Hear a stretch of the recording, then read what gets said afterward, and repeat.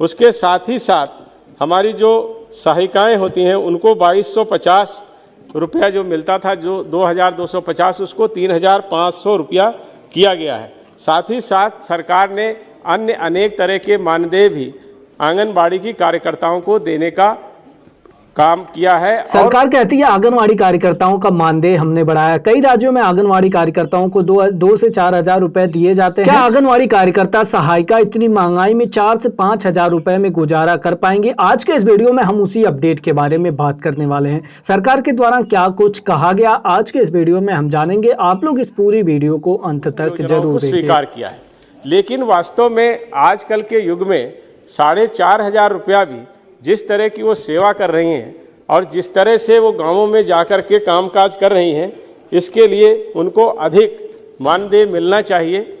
ये अभी मैं इस पर भी बात करूंगा, क्योंकि ये एक बहुत बड़ा कार्यक्रम है। हमारे देश में लगभग 14 लाख ऐसे आंगनबाड़ी के केंद्र हैं जिसमें आंगनबाड़ी की कार्यकर्ती काम कर रही हैं और उन्होंने उसको निरंतर ऐसे प्रयास करके गाँवों में अपनी उत्तम सेवाएँ भी दी हैं।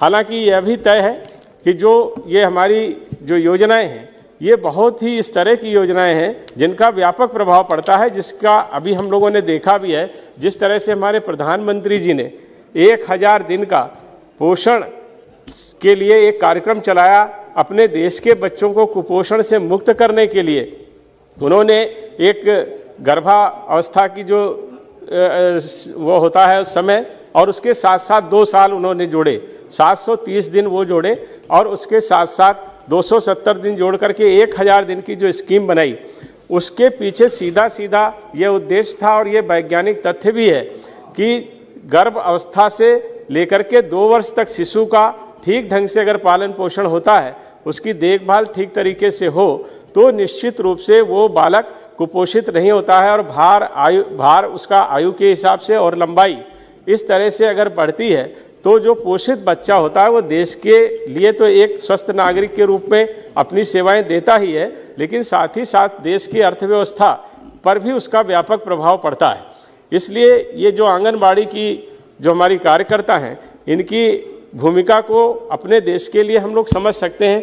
तो उसी क्रम में सरकार ने ऐसे बहुत सारे कार्यक्रम जो ब्लॉक स्तर पर उनको प्रशिक्षण के लिए चलाए जाते हैं, उसके साथ ही साथ हमारी सरकार ने यह भी तय किया है कि ऐसे जो हमारी आंगनबाड़ी की बहनें हैं, उनको कई ऐसे 21 तरह के ऐसे मॉड्यूल हैं जिससे उनकी क्षमता में वृद्धि हो, उसके प्रशिक्षण भी देने का काम किया है, जिसमें लगभग 9 लाख के करीब ऐसी महिलाएं हैं जिनको ये प्रशिक्षण दिया गया है, जो कार्यकर्ता हैं आंगनबाड़ी की।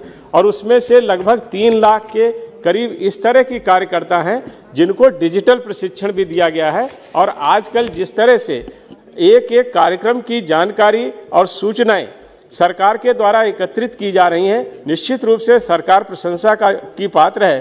प्रत्येक योजना की सारी सूचनाएं डाटा वाइज हमारी सरकार के पास उपलब्ध रहें, जिससे आगे उनको योजनाएं बनाने में सफलता मिले, और उसके अनुरूप योजना बनाएंगे तो निश्चित रूप से उसके व्यापक परिणाम हमको प्राप्त होंगे, जो हमारे सतत विकास के लक्ष्यों को प्राप्त करने में बहुत बड़ा योगदान होगा। और इसी क्रम में हमारी सरकार ने यह भी किया है कि हम लोगों ने इसके लिए जो डिजिटल प्लेटफॉर्म है उसको तैयार किया है।